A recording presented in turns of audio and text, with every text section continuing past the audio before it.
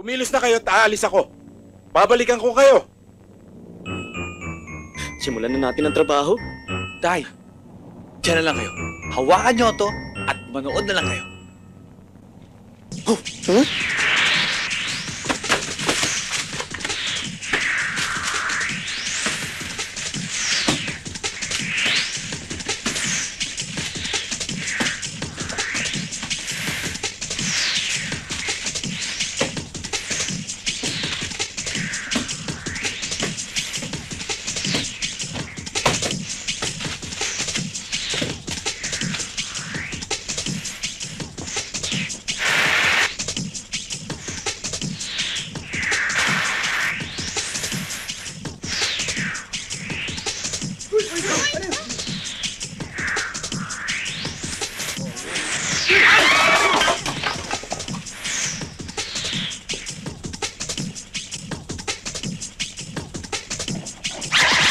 Mr. Calvo, Paano ka nakapasok dito at saan ka dumaan? dyan sa pintuan nyo. Hindi kita nakita. Kayo nga ho ngayon ko lang nakita. Ano ang kailangan mo? Andito ako para maningil. Etong sulat.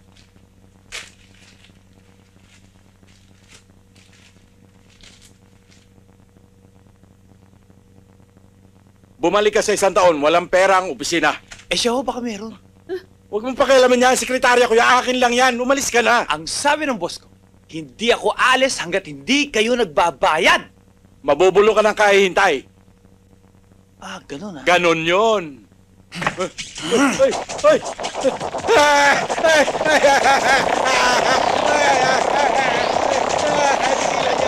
Tigilan mo na!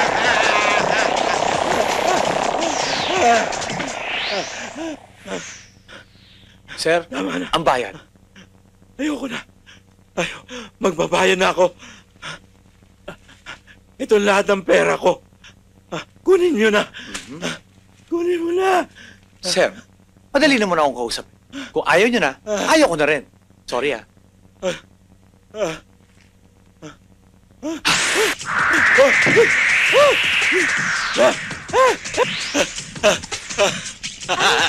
Panot?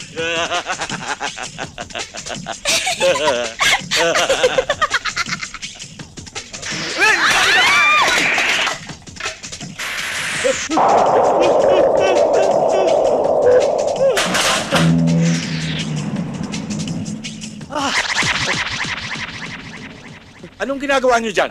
Di ba sabi ko sa inyo, linisan nyo yan? Malinis na nga. Sino naglinis yan? siya po. Ako po. Ang galing mo Salamat po. At ikaw naman, di ba inutusan kita? Di ba pinasisingil kita? Tapos na po. Eto na po. Tapos na? Ang bilis naman. Naatraso pa nga ho ako Tanggap na ho ba kami? You're hired. Yes! Ano ba yung pinaggagawa ninyo? Sir, si Prado Bastos Ikaw itong papikit-pikit dyan O, kita mo, kinikwento pa. Testigo nga si Angel Chief Olivar? Sino siya?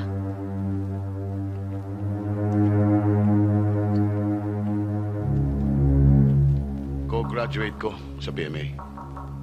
Hindi ito, siya. Yan. Si Colonel Gajon.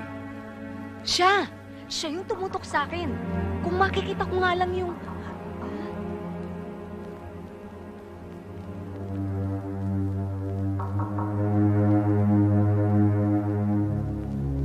Jel, siguraduhin mo.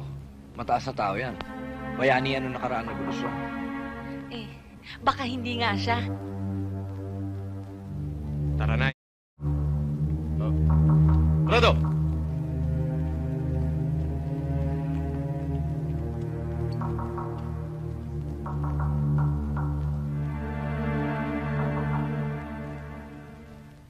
Sir!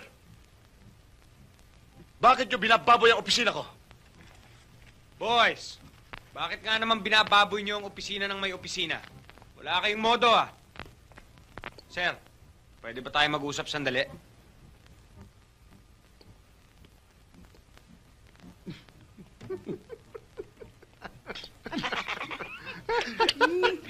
Bagay sa'yo.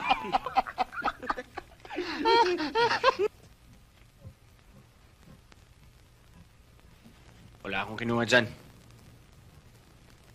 Pasensya ka na sa kagaspangan ng mga ugali ng mga bata ko. Talagang ganyan lang kami. Huh. Pero ang katapatan namin, kapag nabili, kasama pati kaluluwa. Ano ba talagang gusto mo? Hindi ko gusto ang relasyon ninyo ni Colonel Gadyon. Masyadong showbiz ang dating. Wala kang pakialam sa relasyon ko kay Gadyon. Pero sa iniwan ni Uncle Sam, gusto kong makialam. 50-50 ang hatian ninyo ni Colonel Gadyon. Ako at ang mga tao ko, mabibili mo ng 30. Kasama ang mga gamit at kung paano gamitin ito. Pero kahit saan ko tignan, wala akong tiwala sa pagmumukha mo.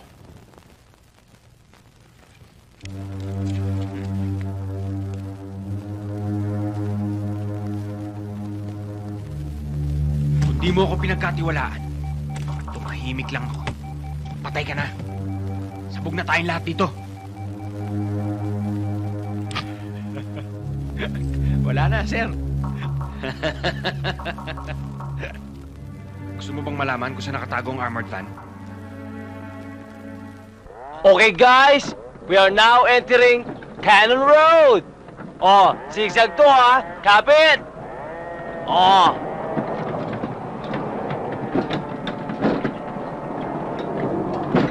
Ay! Cannon Road? O di, nasa Baguio na tayo? Oh. Oo nga. Bakit parang hindi yata malamig? Ay, Palamig na nga eh. Palamig na nga eh.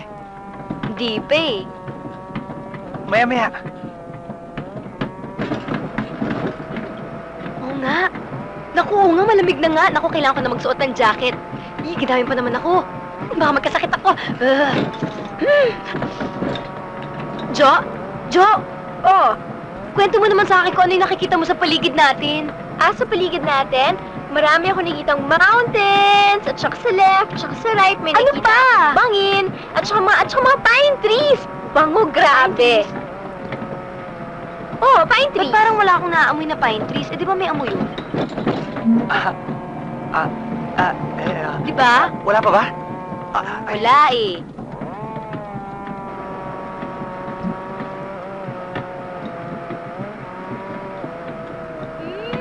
Naamoy ko na! Naku, Amoy mo ba? bagyong-bagyo na yung dating natin! Exciting! Oy! Bin! Bin, ano ba? Bin, ano ba? Naku, dadaan lang! Rock to, no? May baka sakay tayo! Pasensya na, naidlip ako eh.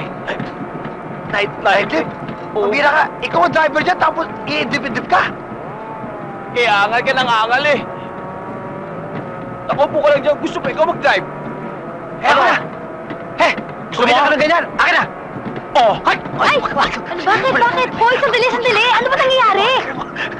George! Si Bin, nahulog sa bangin. Ano? Pero nakabalik na, ayan na.